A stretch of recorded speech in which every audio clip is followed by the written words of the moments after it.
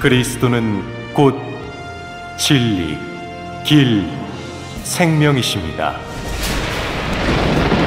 지금부터 말세의 그리스도, 전능하신 하나님의 말씀을 들으시겠습니다.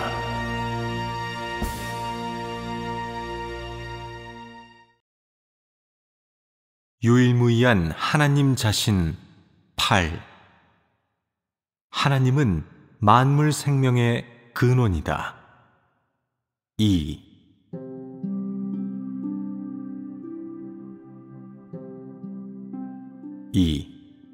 하나님이 인류를 위해 예비한 일용할 양식.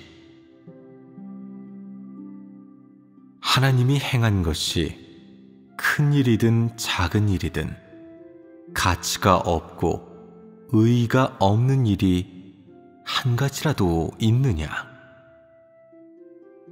모든 일은 다 가치가 있고 의의가 있다.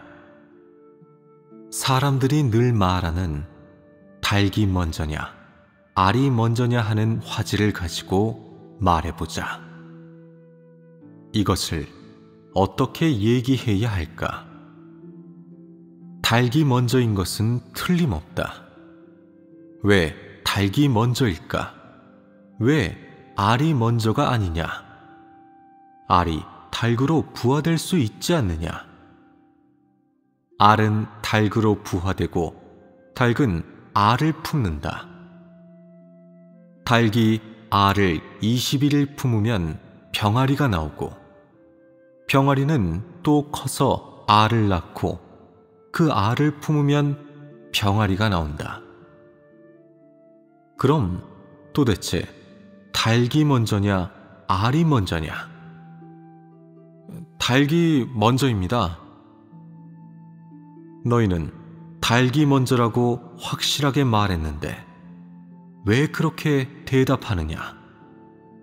성경에 하나님께서 날짐승과 길짐승을 만드셨다고 기록되어 있기 때문입니다. 그것은 성경에 근거해 말한 것이다. 나는 너희에게 너희들 자신이 인식한 것을 말하라고 하는 것이다. 나는 너희가 하나님의 행사에 대해 실제적으로 인식한 것이 좀 있는지 보겠다. 너희의 이런 대답은 정말 확실하냐?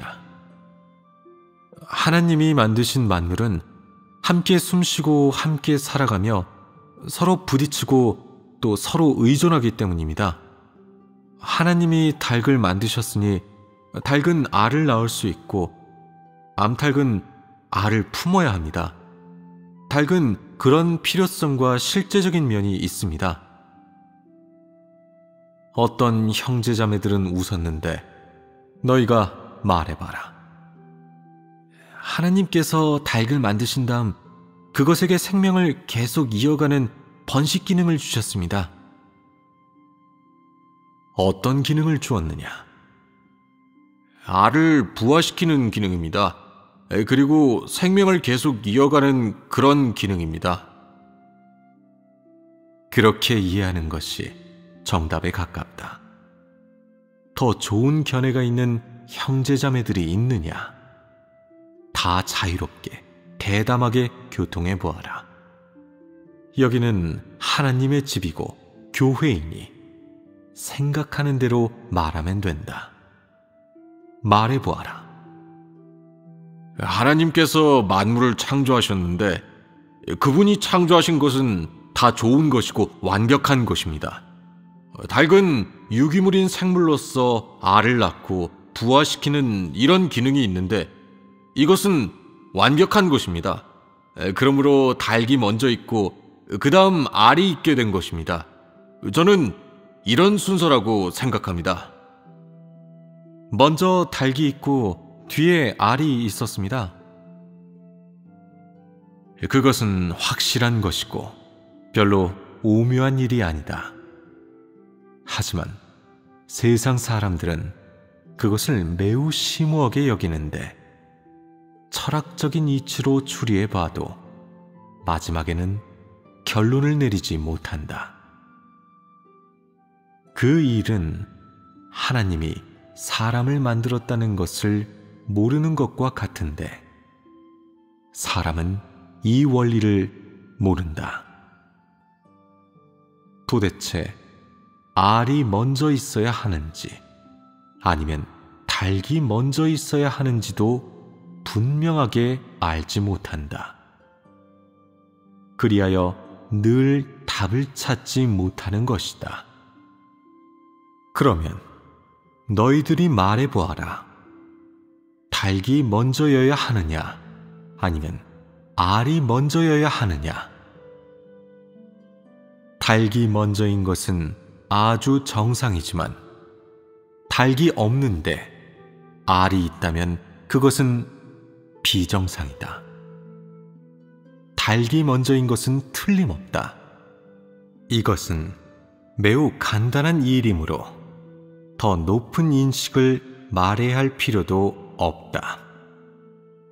하나님이 이 모든 것을 만든 본래의 뜻은 사람이 누릴 수 있도록 해주기 위한 것이다. 닭이 있으면 자연히 알도 있게 되는 법인데 이것은 이미 다 그렇게 되어 있는 일이 아니냐. 알을 먼저 만들었다면 또 닭이 그것을 품어야 하지 않겠느냐. 직접 닭을 만든다면 다 갖춰져 있는 것이 아닌가. 하나님은 직접 닭을 만들었는데 닭이 알을 낳을 수 있고 또 그것을 품어 병아리로 부화시킬 수도 있으며 사람 또한 닭고기를 먹을 수 있다. 이 얼마나 편리한 것이냐. 하나님이 하는 일은 간결하고 번거롭지 않다. 달걀도 조상이 있는데 그것은 닭이다. 하나님이 지은 것은 살아있는 것이다. 폐교된 인류는 정말로 황당하고 터무니없어 흔히 이런 간단한 일에 대해서도 분명하게 알지 못한다. 마지막에는 황당하고 그릇된 논리를 한 무더기 정리해내는데 정말로 유치하다. 이제 달걀과 닭의 관계를 분명하게 알았다. 닭이 먼저인데 이것이 가장 정확한 해석이고 가장 정확한 터득과 해답이다. 이렇게 인식하는 것이 옳은 것이다. 처음에 우리는 사람의 생존 환경, 하나님이 인류의 생존 환경을 위해 어떤 일들을 하고 어떤 것들을 예비해주고 또 어떤 것들을 처리해 주었는지 또 하나님이 인류를 위해 예비해준 그런 만물들 간의 관계는 어떤 관계인지 하나님이 그런 만물들 간의 관계를 어떻게 처리하여 만물로부터 인류에게 초래되는 해를 피하게 했는지에 대해 말했다. 그리고 하나님은 또 만물이 초래한 여러 가지 요소들이 인류의 환경에 끼치는 좋지 않은 영향도 해결하여 만물들이 자신들의 역할을 최대한으로 발휘하게 하였고 인류에게 유리한 환경과 유리한 각각의 요소들을 가져다 주어 인류가 그런 환경에 적응할 수 있고 정상적으로 번성하고 생활하고 윤회할 수 있게 하였다는 것에 대해서도 말했다. 그 다음은 사람의 육체에 필요한 먹거리, 즉 일상 음식인데 그건 역시 인류의 생존에 반드시 갖추어져 있어야 할 조건이다. 다시 말해 사람의 육체는 살면서 숨만 쉬어도 안 되고 햇빛만 있어도 안 되며 바람만 쐬어도 안 되고 적합한 온도만 있어도 안 된다. 그 외에 배를 채워야 할 필요가 있다. 배를 채울 수 있는 그런 것들의 기원은 하나님은 한 가지도 부족하지 않게 사람에게 예비해 주었는데, 그것이 사람 먹거리의 기원이다. 그럼 그런 풍부한 산물, 즉 사람 먹거리의 기원을 알게 된 후 하나님은 곧 인류에게 공급해주고 만물에게 공급해주는 근원이라고 말할 수 있지 않느냐? 완전히 그렇다고 할 수 있다. 하나님이 만물을 창조할 때 큰 나무와 작은 풀만 창조하거나 각종 생물들만 창조하고 그 중에 사람이 먹을 수 있는 것이 아무것도 없었다면 인류가 지금까지 살 수 있었겠느냐? 하나님이 창조한 만물 가운데 있는 각종 생물이나 식물이 다 소와 양 혹은 얼룩말과 사슴 및 각종 동물의 먹이라면 되겠느냐? 예를 들어 사자는 얼룩말이나 사슴 등을 잡아먹고 호랑이는 양이나 돼지 등을 먹이로 하지만 사람이 먹기에 적합한 것이 아무것도 없다면 되겠느냐? 그러면 안 된다. 그렇다면 인류는 생존할 수 없다. 그럼 사람이 늘 나뭇잎만 먹으면 되겠느냐? 위가 견디지 못한다. 먹어보지 않으면 모르겠지만 먹어보면 알게 될 것이다. 그럼 소나 양에게 예비해준 풀을 사람에게 먹으라고 하면 되겠느냐? 아마 한 번 먹어보는 것은 괜찮겠지만 정말 장기적으로 먹는다면 사람이 오래 살지 못할 것이다. 어떤 것들은 동물은 먹어도 괜찮지만 사람이 먹으면 독이 된다. 독이 있는 어떤 것은 동물이 먹으면 아무 일이 없지만 사람이 먹으면 안 되는 것이다. 사람은 하나님이 지었기에 사람 몸의 원리와 구조, 그리고 사람에게 필요한 것은 하나님이 가장 잘 알고 있다. 사람 몸의 성분과 함량, 사람 몸에 모두 어떤 것이 필요한지, 그리고 사람 몸의 오장육부가 어떻게 움직이고 흡수하고 배출하는지, 신진대사가 어떻게 이루어지는지 하나님은 분명하게 알고 있다.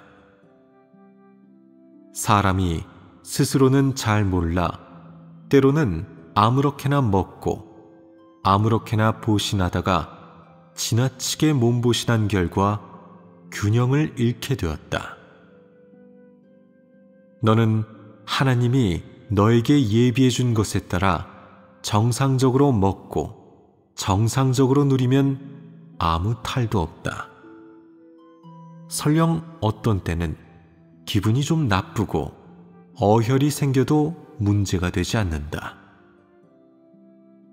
네가 어떤 식물을 먹으면 그 어혈이 풀리게 되는데 그런 것은 하나님이 다 예비해 놓은 것이다. 하나님의 안중에 인류는 그 어떤 생물보다도 훨씬 높다.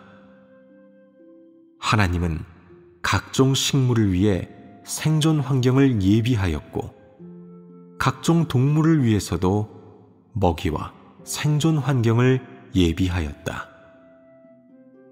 그 중에 유일하게 사람만 생존 환경에 대한 요구가 가장 엄격하고 가장 소홀히 할 수 없었다. 그렇지 않으면 인류는 정상적으로 발전해 나갈 수 없고 번성하거나 생활해 나갈 수 없다. 그것은 하나님이 마음속으로 가장 잘 알고 있는 것이다. 하나님은 그런 일을 할 때 마음속으로 그 일의 가치를 다른 어떤 일보다도 더 중요하게 생각했었다.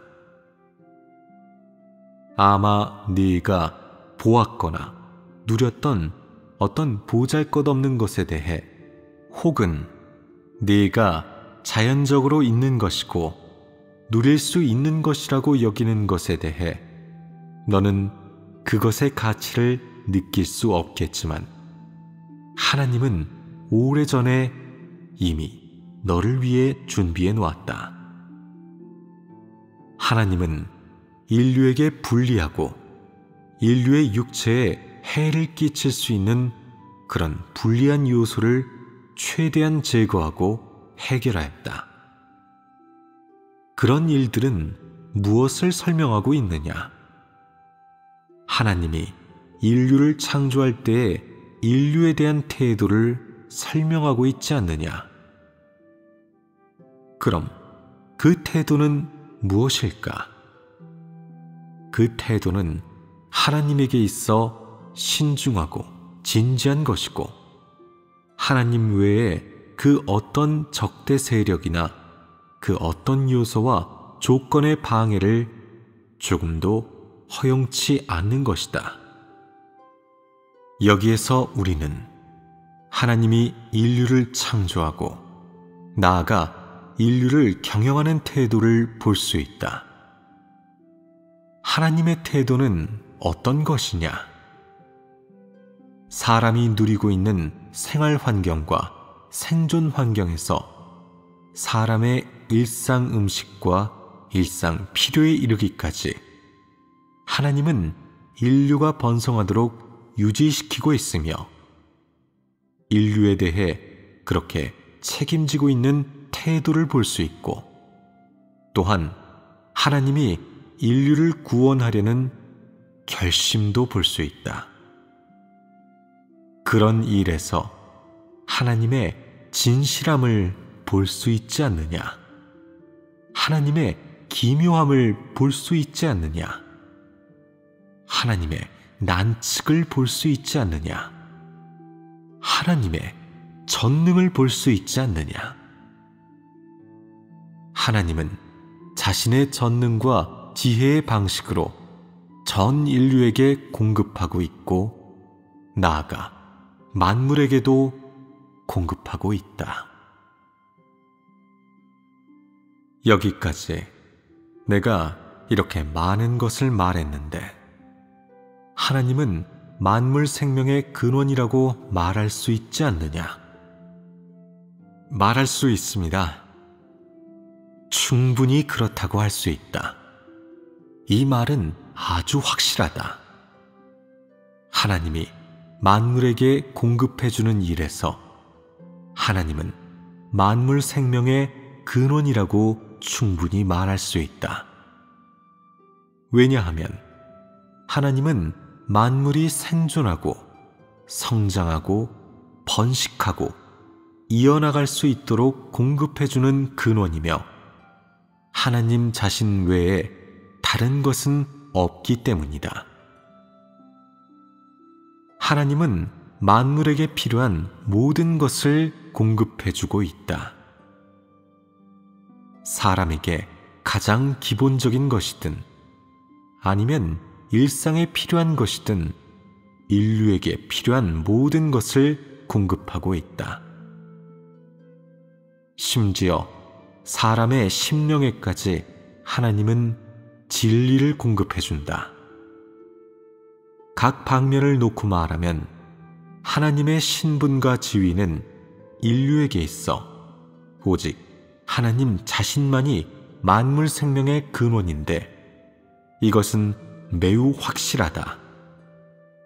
하나님은 사람이 눈으로 볼 수 있고 사람이 느낄 수 있는 이 물질 세계의 주관자이고 주재자이며 공급자인데, 이것은 인류에게 있어서 하나님의 신분이 아니냐?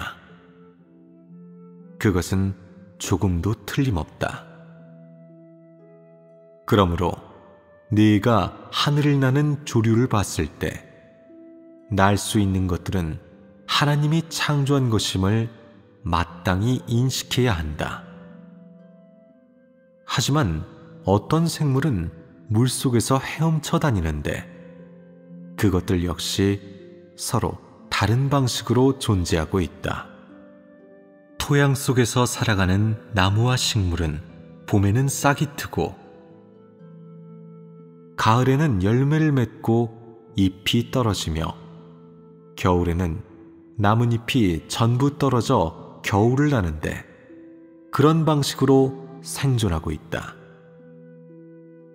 하나님이 만물을 창조하였는데 만물은 서로 다른 형식과 서로 다른 방식으로 살아가고 각기 다른 방식으로 자신들의 생명력과 생명의 형태를 드러낸다. 어떤 방식이든 다 하나님의 주재하에 있다.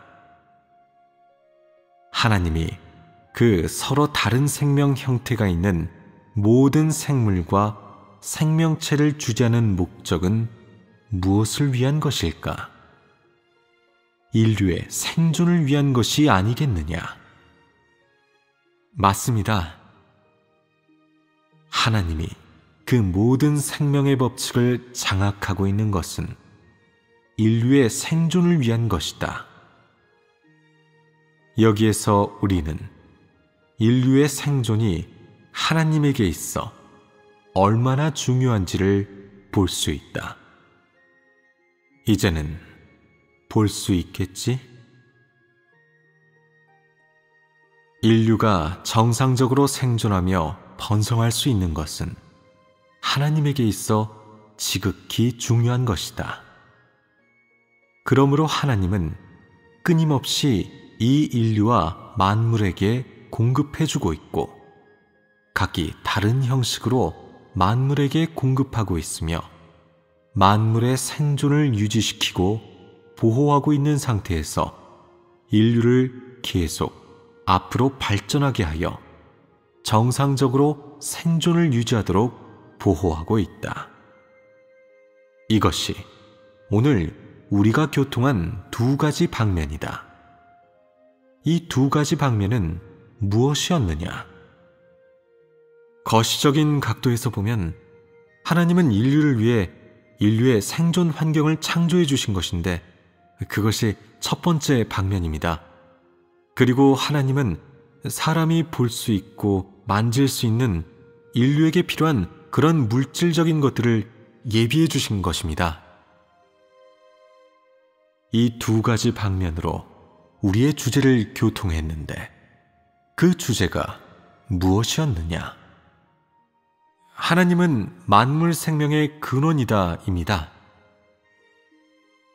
내가 왜 이 주제로 이런 내용을 교통하는지 그 뜻을 조금 깨달았겠지?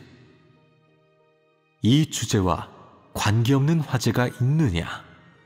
없겠지?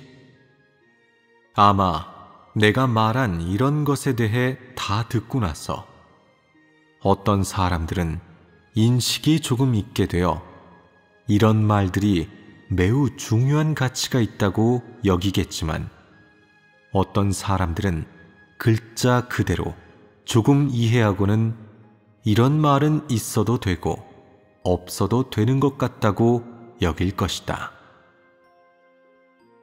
이 자리에 있는 너희들이 지금 어떻게 인식하든 너희가 어느 날까지 경력하고 어느 정도까지 인식하였을 때, 즉 하나님의 행사와 하나님 자신에 대해 어느 정도 알았을 때는 자신의 실제적인 말로 하나님의 행사에 대해 심오하고 참된 증거를 할 수 있을 것이다.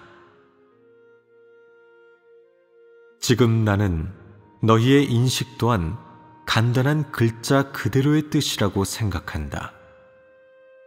그러나 최소한 너희는 지금 이 두 가지 방면에 대한 교통을 듣고 나서 하나님이 어떤 방식으로 인류에게 공급하고 또는 하나님이 인류에게 어떤 것을 공급하는지 의식할 수 있지 않느냐?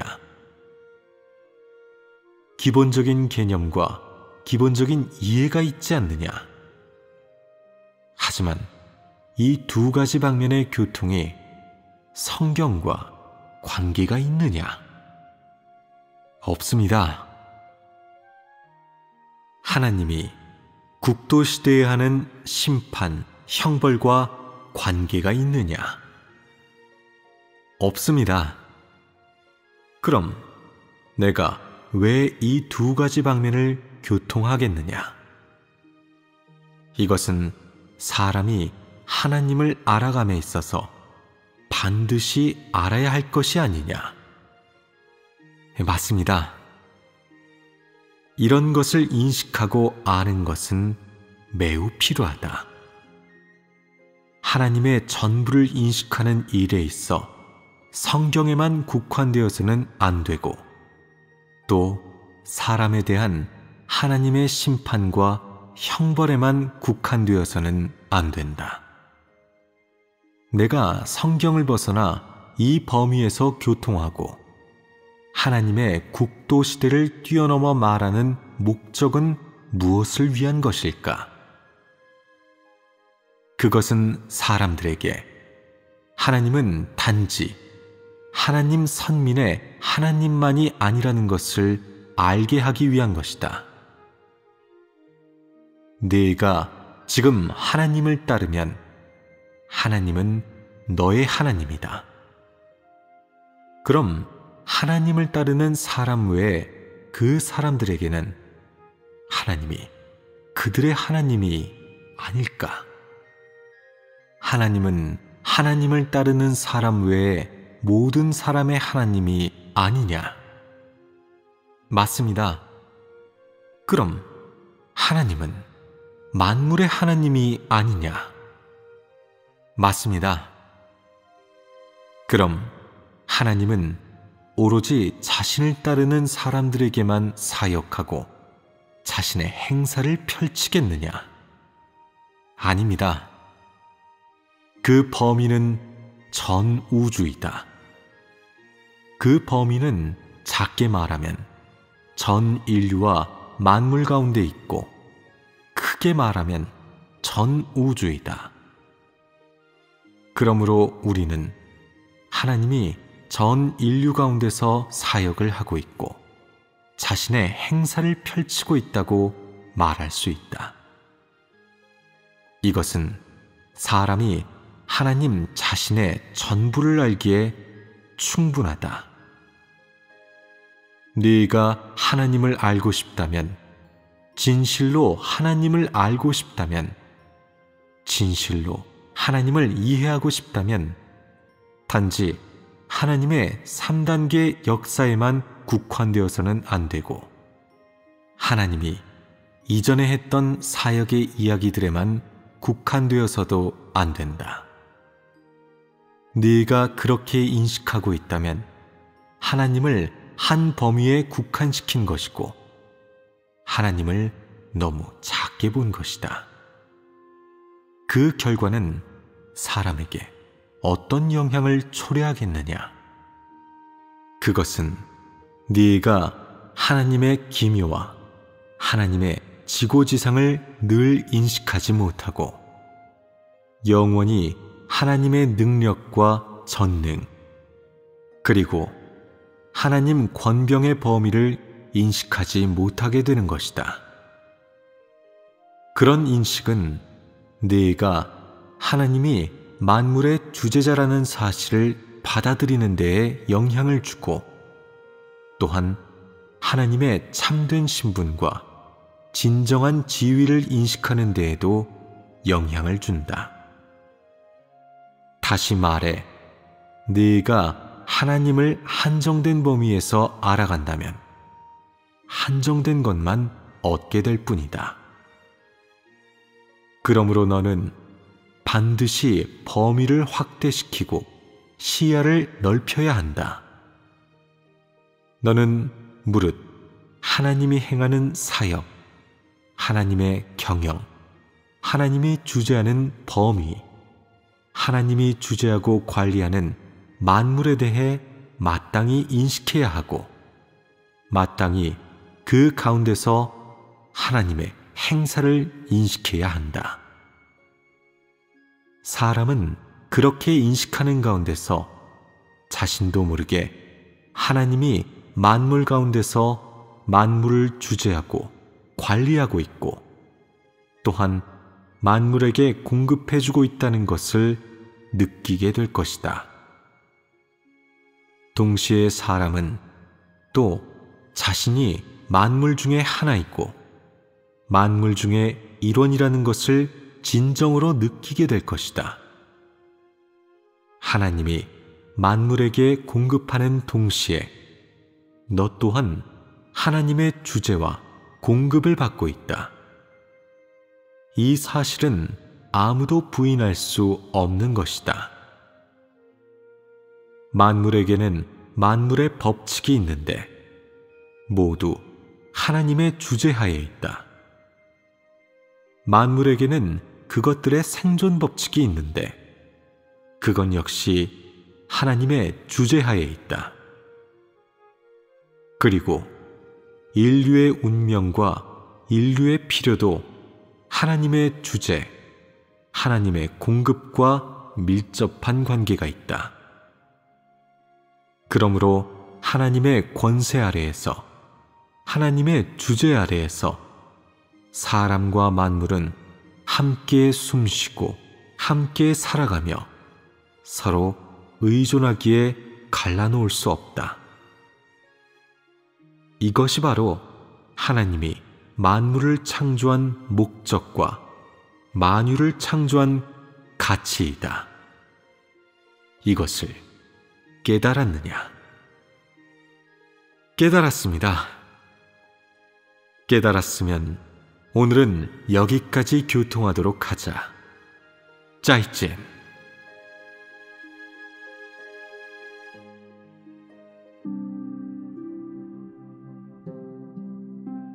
2.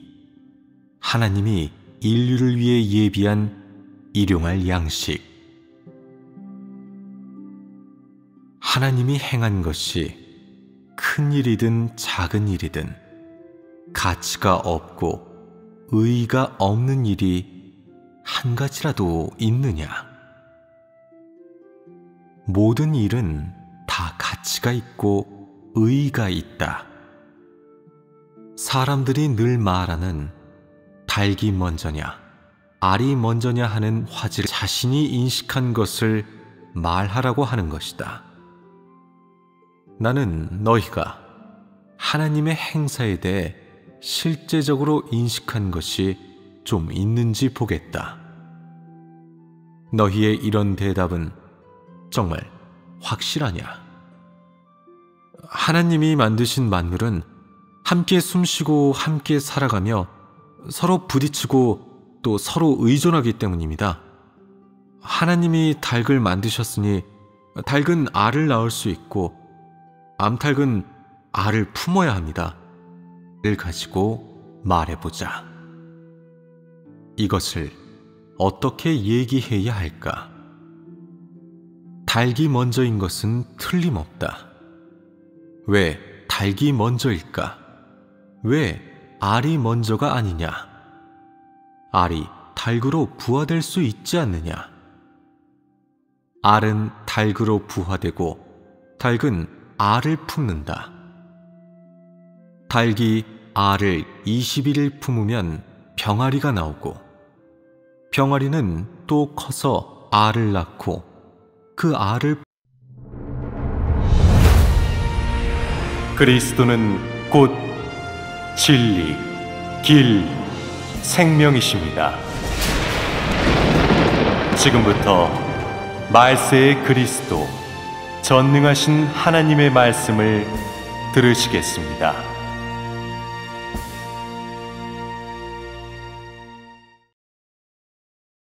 유일무이한 하나님 자신 8. 하나님은 만물 생명의 근원이다.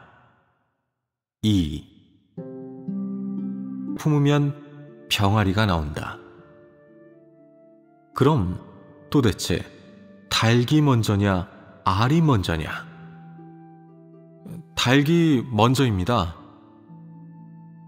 너희는 닭이 먼저라고 확실하게 말했는데 왜 그렇게 대답하느냐? 성경에 하나님께서 날짐승과 길짐승을 만드셨다고 기록되어 있기 때문입니다. 그것은 성경에 근거해 말한 것이다. 나는 너희에게 너희들